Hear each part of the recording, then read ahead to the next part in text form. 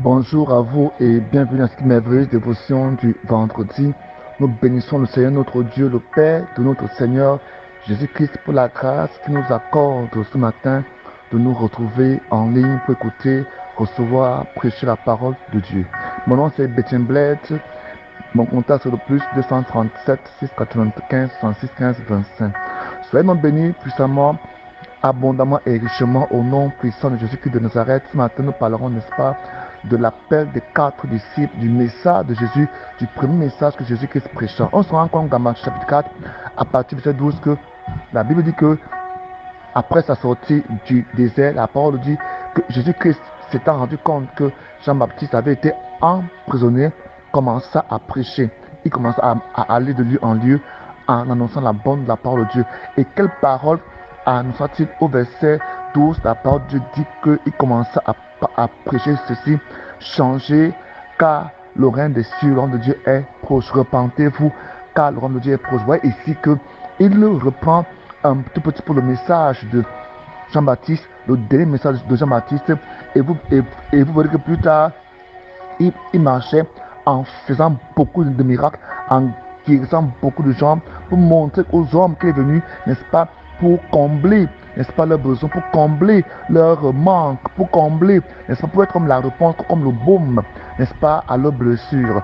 Le Seigneur Jésus-Christ se présente aux hommes comme étant celui-là qui vient, n'est-ce pas, résoudre tous leurs problèmes, combler leurs manquements et, n'est-ce pas, pourvoir à leurs besoins. Voilà pourquoi ici, dans le livre de Matthieu 4, la Bible nous fait comprendre qu'il allait de lieu en lieu et il guérissait tout ce qu'il rencontrait.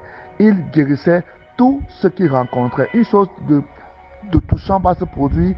Il va appeler 4 pécheurs, Simon et André, qui étaient des frères, et Jacques et Jean, qui étaient également des frères.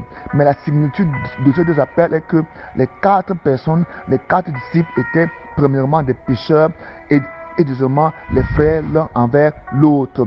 C'est extrêmement important pour nous comprendre que Jésus a d'abord appelé les pécheurs de poissons à son service. Continuons notre enseignement pour dire que ici, la Bible nous fait comprendre qu'il faisait beaucoup de bien aux hommes. C'est ce qui est écrit dans le livre de Actes, chapitre 10, verset 38, que Jésus-Christ faisait beaucoup de bien aux hommes.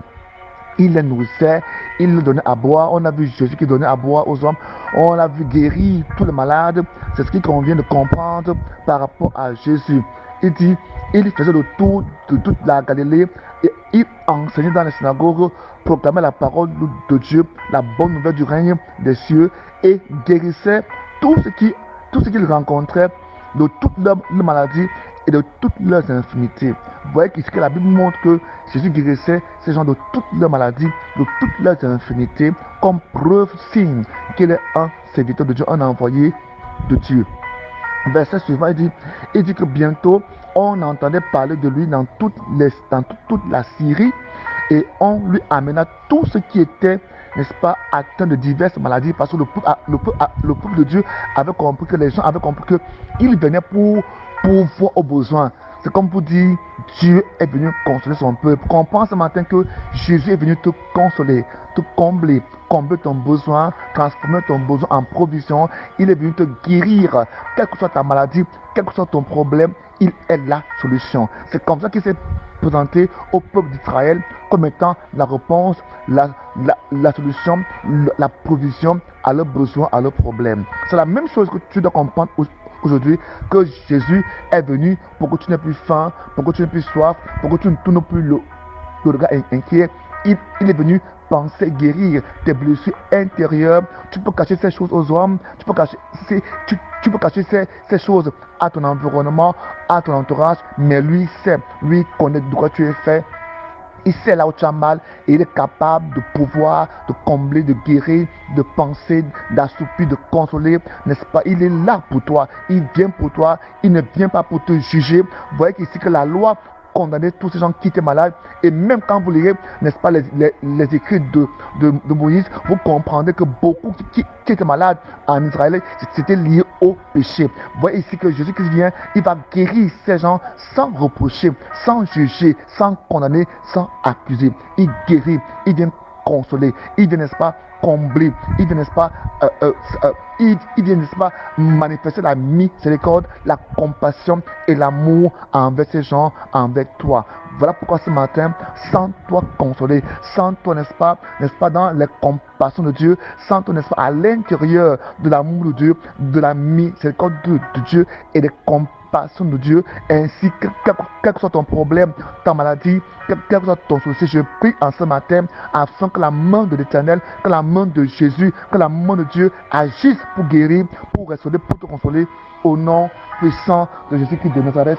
Amen. La parole de Dieu fait comprendre que il guérissait donc toutes ces personnes de la maladie, donc pour montrer qu'il compatissait à leurs besoins, il compatissait à leurs besoins, il compatissait à leurs problèmes. Peut-être que les gens les accusaient, les gens les jugeaient de ces maladies-là, ils les rejetaient à cause de leur statut. La Bible dit que on lui amena tout ce qui était atteint de diverses maladies, qu'elles soient physiques, qu'elles soient mystiques, qu'elles soient spirituelles, qu'elles soient incurables, qu'elles soient des maladies même qui avaient des droits légaux dans leur vie. Jésus les guérissait. Jésus les guérissait. Quelle que soit ta maladie, quel que soit ton problème, ce matin, reçois la guérison au nom de Jésus. Là où tu es en train de m'écouter, que la main de l'Éternel te guérisse, quelle que soit ta maladie, qu'elle soit incurable, qu'elle soit mystique, qu'elle soit nouvelle, qu'elle soit, n'est-ce pas, opiniâtre, qu'elle soit brisée au nom de Jésus. Il dit, il guérissait même ceux qui souffrent de plusieurs maux, ceux qui étaient sous l'emprise des démons,